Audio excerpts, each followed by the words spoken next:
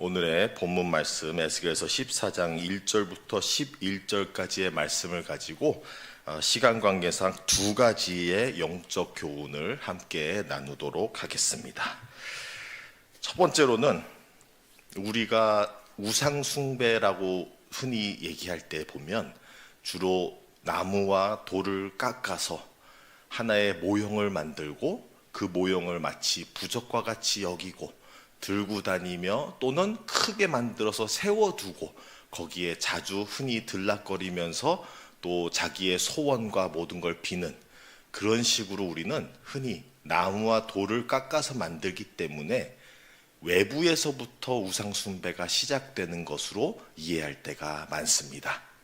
오늘의 본문 말씀을 보게 되면요, 다른 내용을 알게 되는데요. 3절 말씀 앞부분만 보겠습니다. 인자야, 이 사람이 자기 우상을 마음에 들이며, 여기서 이제 드린다라는 뜻이 히브리어로는 아라라는 단어를 사용하고 있는데요. 이건 물론 마음으로 모시는 것이 이제 드리며라는 한국 단어를 사용했지만 아라라는 히브리어에서는 솔직히 또 다른 의미로서 세워지다라는 의미를 가지고 있습니다. 그러니 즉 마음으로 드리는 것, 외부에서 가져오는 느낌보다는 오히려 아라라는 뜻은 마음에서 세웠다, 마음에 먼저 세웠다라고 얘기해주는 거죠.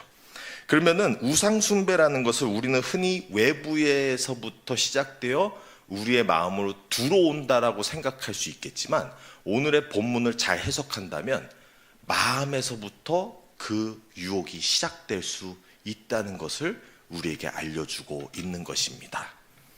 이런 부분에 있어서 예수님께서도 이렇게 말씀을 하시죠.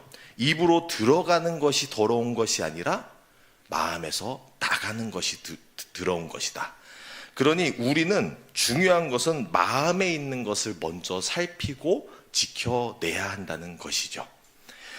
우리 주기도문에서도 그러한 기도를 하죠. 시험에 들게 마옵소서라고 할 때 그 시험이 이제 유혹인 거죠. 유혹이라는 시험에 넘어지지 말게 하라고 우리는 외부에서 마치 들어오는 걸 우리에게 들어오지 말게 해주세요 라는 기도도 맞지만, 다르게 또 본다면 외부에서 아무리 유혹이 들어올지라도 우리의 마음을 건강하게 지켜주세요 라는 의미도 함께 담고 있다는 것입니다.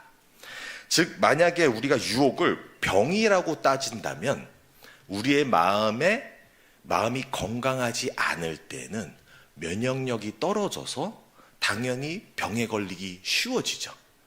그러니까 우리가 마음이 약할 때에 다른 유혹들에 넘어지기가 쉬워진다는 것입니다.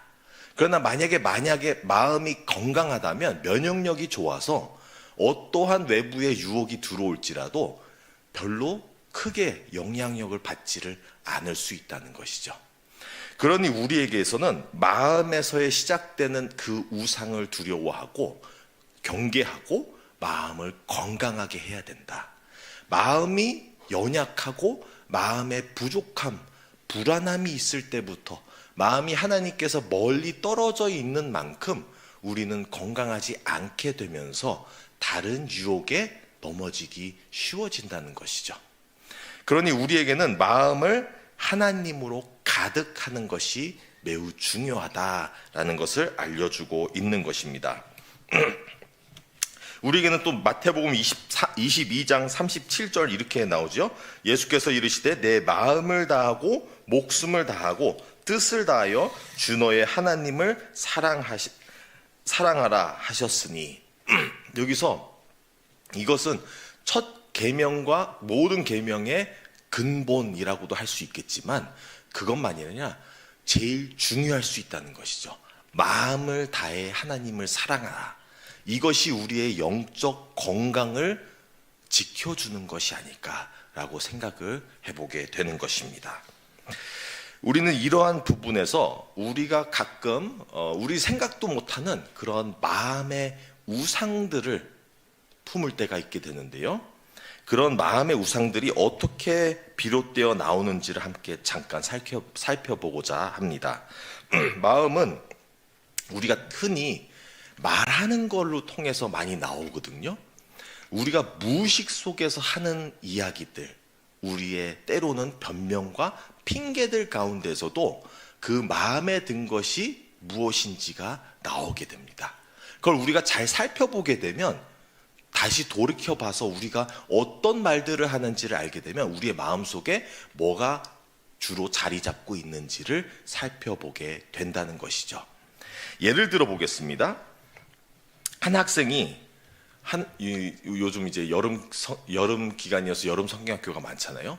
한 학생에게 너는 왜 여름 성경학교를 안 가니? 너는 왜 교회를 못 가고 있니? 라고 물어보면, 그 학생이 만약에 저는 바빠서 교회를 안 가요, 시간이 없어서 교회를 안 가요 하면, 그 친구의 마음속에는 중요하다고 보는 게 뭘까요? 시간이 되겠죠. 그것이 불안하고 그것이 없고 그것이 쫓기기 때문에 마음에서 그 불안함으로 인해서 시간이라는 게 크게 자리를 잡아서 가지를 못하게 장애물이 될 수도 있다는 것이죠. 또는 청년들이 요즘 이제 저출산 문제도 있고 결혼도 안 하는 문제도 있는데, 청년한테 물어보는 거죠. 너는 왜 결혼을 안 하니? 라고 했더니 이 청년이 돈이 없어서요.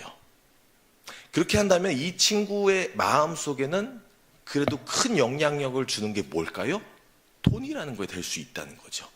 돈으로 인해서 마치 돈이 있어야 뭔가를 할 수 있고 돈이 없으면 할 수 없다라는 그러한 불안감과 그런 마음의 중심이 잘못되었을 수도 있다라는 걸 얘기해주고 있는 것입니다. 반대로 어떤 사람이 만약에 친구와 이렇게 걸어가고 있는데 굉장히 안 좋은 일을 했어요. 근데 이 사람이 참아냈어요. 분명히 세상으로 봤을 때는 답답하고 무식하게, 왜 바보같이 너는 참아? 그래서 그 옆에 있던 친구가 그렇게 물어본 거죠. 너는 왜 그런 상황에서 참고는 그러고 있어? 화낼 땐 화내야지 라고 했는데, 이 친구가 뭐라고 얘기하냐면, 나도 화내고 싶었지. 근데 예수님을 생각해서 참았어. 그럼 이 사람 안에 마음에는 뭐가 있을까요? 예수님이 있는 거겠죠. 그러니까 그러한 모습으로 우리의 무의식 속에서나 우리의 모든 삶의 현장에서는 드러나오는 것이 우리의 마음에 뭐가 자리 잡고 있느냐가 나온다는 것입니다. 그러니 우리의 모습을 잘 살펴보게 된다면 우리 마음속에 자리 잡고 있는, 또는 때로는 잘못 자리 잡고 있는 것들이 무엇인지를 발견할 수도 있게 된다는 것이죠. 그럼으로써 우리가 우리의 마음을 다시 점검하고 다시 세우고 다시금 하나님으로서 가득 채우려고 노력하며 영적으로 건강해지는 저와 여러분들이 되시기를 바랍니다. 두 번째로 나누고 싶은 부분이 있는데요. 이거는 심판에 관한 부분입니다. 에스겔서와 또 다른 선지서들은 대부분 심판을 다루고 있죠.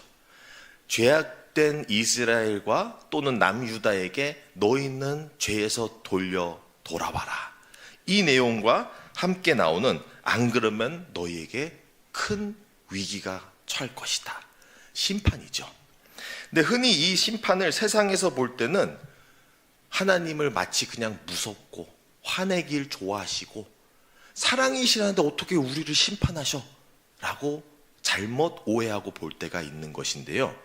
이것은 철저히 세상이 보는 입장이고요. 하나님의 말씀, 선지서들을 통한 하나님의 사랑과 하나님의 목적을 이해 못해서이라는 것입니다. 하나님의 사랑과 그의 의도가 담긴 것들이 이 심판에 대한 내용들인데요. 첫 번째로는 하나님의 심판에 대한 진정한 목적을 먼저 살펴보겠습니다. 우리 오늘 읽었던 5절의 말씀이 있는데요.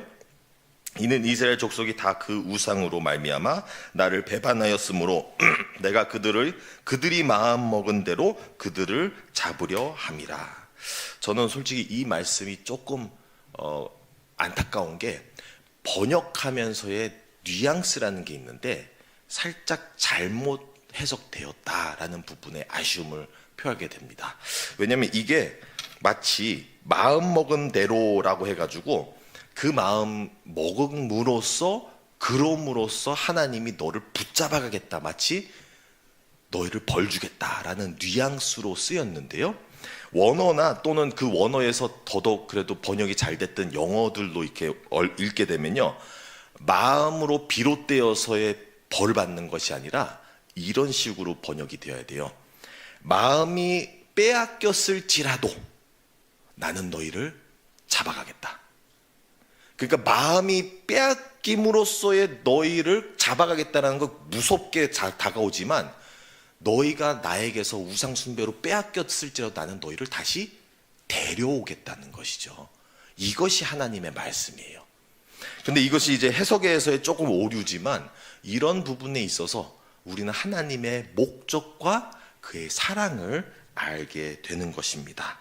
그의 목적은 우리가 돌이켜, 그래서 솔직히 6절 말씀이 더 잘 알려주고 있죠. 우리를 되돌이키고 싶다라는 말씀을 얘기를 해주고 있는 거예요. 선지서들이 다 그 얘기를 하고 있는 것이죠. 심판이 다가오기 전에 돌이켜 나한테 돌아와라, 이 얘기를 해주고 있는 것입니다.